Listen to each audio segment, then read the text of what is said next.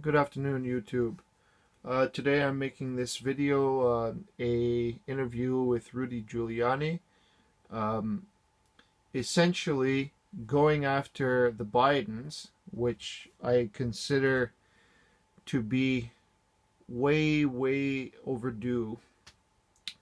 To those of you who watch my channel, and you might know how I feel about it, the impeachment trial was nothing more than a massive distraction so that it simultaneously would distract Trump from doing his job and performing his duties as president, in addition to the potential of removing him from the job, but also as a massive distraction to the crimes of the Biden family.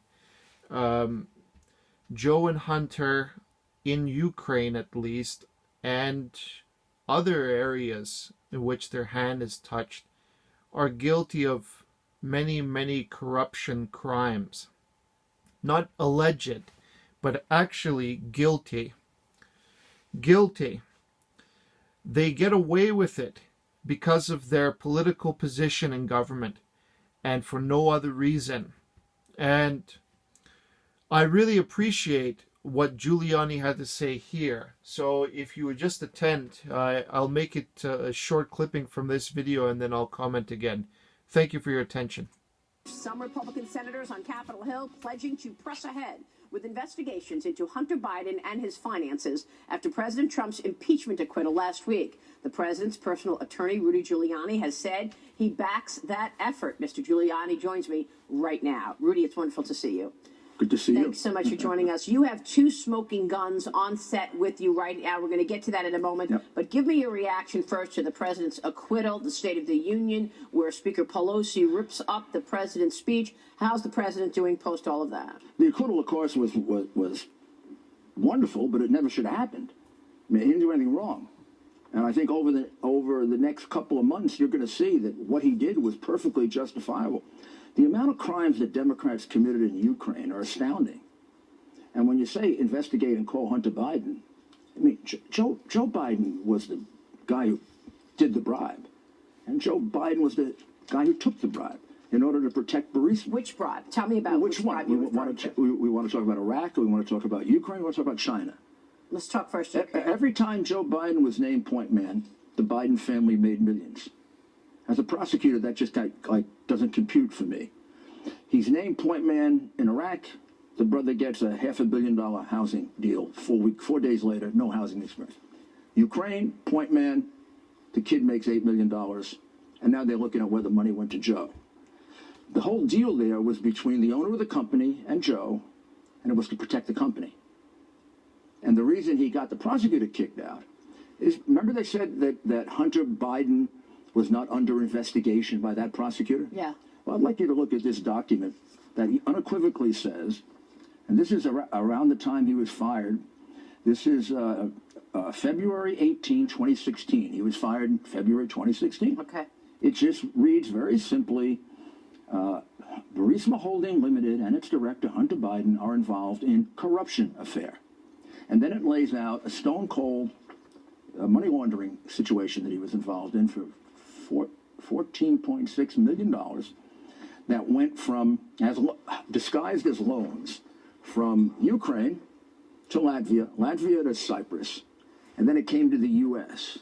And they wouldn't give the prosecutor the amounts of money that went to Hunter Biden and Devon Archer because the prosecutor was told the American embassy wouldn't give it. Well, I recovered those documents from the trial of Devon Archer. You know, his partner was convicted of insider securities fraud. Yeah. In that trial, they had to produce records that shows this money coming in at exactly that time. So it ties the money laundering all together. If there were a document about you or me like this, I think we'd be in jail by now. The Treasury Department. He hasn't even been investigated. Well, this is the thing. Every time you bring this up, the critics of the president say, well, this has been looked at and looked at before. Nobody this actually has not been looked at. Nobody ever looked and at the this. Treasury has I now recovered this. Nobody looked at this. They have for 2 years, the Justice Department and the FBI. I have 4 witnesses who say that for 2 years they've been trying to get this information to the Justice Department and the FBI. One FBI agent went like this to the witness. Why isn't it important to some people to investigate the Bidens? Is it because he was in the Senate for 30 plus years and they're all friends with him? I mean, is there a personal situation here? I will say this. The Treasury has compiled a list and documents. They have complied with a Republican-controlled Senate inquiry into Hunter Biden's business dealings in Ukraine. They've handed over highly sensitive evidence of questionable origin. That is a report from last week. So the Treasury is complying with an investigation that's happening now. Very good. I think what the Treasury Department should do is look at every one of the family transactions, because this was a pattern of behavior. They were monetizing, the family was monetizing Joe's public office. When he was a senator, they did it, and three major ones when he was as vice president. In Iraq, in Ukraine, in China, and we're talking millions. We're not talking pennies. Joe claims he didn't notice that his brother and his son, who has this challenge with drugs, were becoming millionaires right around him. Joe's answer to all 8 situations is, I don't know my family's business. That only worked once for Kate Corleone. Yeah. You have a second piece of information you want to... Second one, equally damaging. This is a memo from a woman named Ali Chalupa. She worked for the Democratic National Committee. This is a memo to her boss, the comms director. This is May 3rd, 2016, right in the middle of the election. She brags to him that she put together, I invited Michael Isikoff, whom I've been working with for the past few weeks, and connected him to the Ukrainians to talk about Paul Manafort. Isikoff is a New York Times reporter. Yeah. So this is the crime they were investigating the Trump organization for. This is what they investigated Donald Trump Jr. for 2 years and said they were going to indict him for. Meanwhile, they have an admission that she was getting information from foreigners and funneling it into the campaign. Then she goes further. She says a big one will hit in next few weeks. The big one in the next few weeks was the phony Black Ledger. The dossier? Yes, the phony Black Ledger, in which they announced that it would destroy Trump's campaign. By the way, they used the same reporter, Isikoff, to leak things during the Russia collusion narrative as well. Documents don't... I tried enough cases and argued this very often. You put this in front of a jury and you say, ladies and gentlemen of the jury, documents don't lie. I got to move on, but So anyway... you have a few pieces of testimony. Now, I know how a lot of people look at this case because, generally speaking, the Democrats are masters of controlling the press, controlling the narrative. And you heard it there, Isikoff, responsible for leaking fake documents, for leaking this, leaking that, and controlling the narrative because they have to have some pretense to say things. But the Democrats are so wealthy, they can pay off just about anybody to leak a fake story. And in the past, there was even massive incentives in the press for a reporter or a journalist that wanted to come out and say something negative and scandalous about Trump.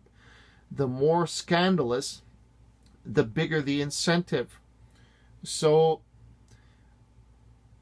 I urge you, my viewers and whomever else would be watching, that when